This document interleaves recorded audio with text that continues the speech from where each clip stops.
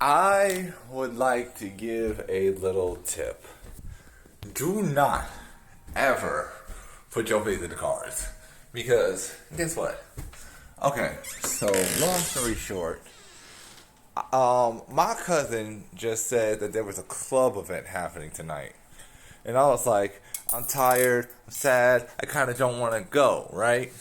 So, I literally said, you know what? Let me put my face inside of just fair chance. So, I take a coin and flip it 3 times. I said 2 times heads, we going, 2 times tails, we're not going. So, basically now, alright, so I got some shots in. I'm kind of dizzy. I want to talk about Oppenheimer real quick. So, I'm gonna be honest with you. I'm gonna keep it a buck 98 because I don't need your 2 cents. Oppenheimer is mid. Yes, Oppenheimer is mid because honestly, I was just in a conversation with some Phil Bros on TikTok. I'm gonna be 100% with you. The movie is mid. It is basically the Gen Z. It is the Gen Z equivalent to Birth of a Nation for me because I'm gonna be honest.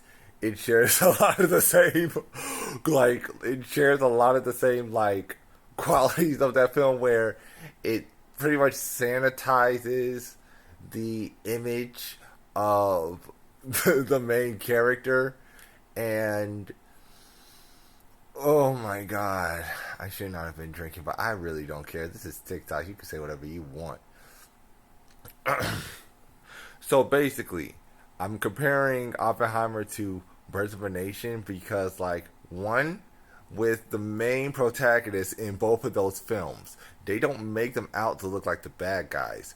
With Birds of a Nation, they make the you know who look like the actual heroes. But because we live in 2020 now, and they think that they slick, they want to make Oppenheimer look like a freaking they want to make Oppenheimer look like emo Peter from Spider-Man 3. And I'm like, no, no. And then they want to be like, oh my god, no, it's not about World War II. It's about what Oppenheimer did. Oppenheimer made a whole schmeticide machine, bro. A whole schmeticide machine after Japan annexed from the war, and they want to make it look like he was betrayed by the U.S. government. Bro, is you serious? I mean,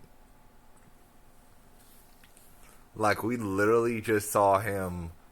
We didn't see it. We didn't see it. It was only mentioned in the script. But this dude literally bombed a whole Indian reservation, and then once he was done with it, give it back to the Indians. Bruh, and you telling me, not only that, but there. Here's the thing that was so disturbing, my theater experience. Here's the thing that was so disturbing about my theater experience. I legit heard dudes clapping because I went to a theater at North Atlanta. I heard dudes clapping when the bomb went off. Like, but y'all didn't want to see the actual, y'all didn't want to see what that actually would look like. And I know that it's but bro, it's like CGI. It's fiction. I've seen what Christopher Nolan can do. I see what Christopher Nolan can do with his mind. So you're telling me that that there's no way the most accurate, the most heart wrenching depiction of the bomb dropping that I still have to this day is from an anime from the 80s named Barefoot Gen. That's what you're telling me? Alright, fine. But what's killing me so much is what's killing me so much basically is when it comes to Oppenheimer, with these film bros, I was also talking about bringing up a movie called The Woman King, and some of these film bros were like, they thought that The Woman King was mid because they didn't see like black men getting like tied up and put up in ships, but with these same dudes, like they were like, oh no, we're glad that we didn't see like the bomb drop on people because we want to like that would satiate the violence.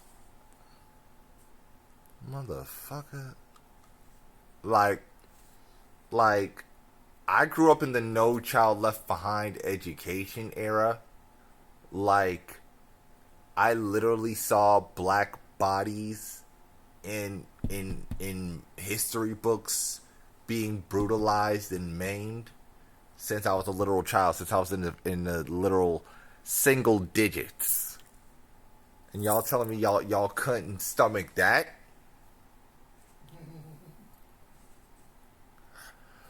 Like, be for real with me. Like, be so for real with me. So even beyond all that, we essentially after the bomb drop, sit with Oppenheimer getting chewed out by other people in the government, and that's supposed to be like his whole crucifixion, his whole like sad white boy moment. Like, he is not emo Peter from Spider-Man 3. Like, y'all are kidding me. And because let me how can I put this? How because now I'm talking about Spider-Man 3. How do I put this? Let me put it to you like this. So Spider-Man 3 and Oppenheimer. Venom in Spider-Man 3 is like power and status basically in Oppenheimer. It does not make you evil. It just pretty much just takes advantage of, and it pretty much just feeds off of what's already there. So you telling me that after working for years and months on this world-ending technology that he just felt bad, and y'all want me to sympathize with that? I'm too drunk. Let me go to bed.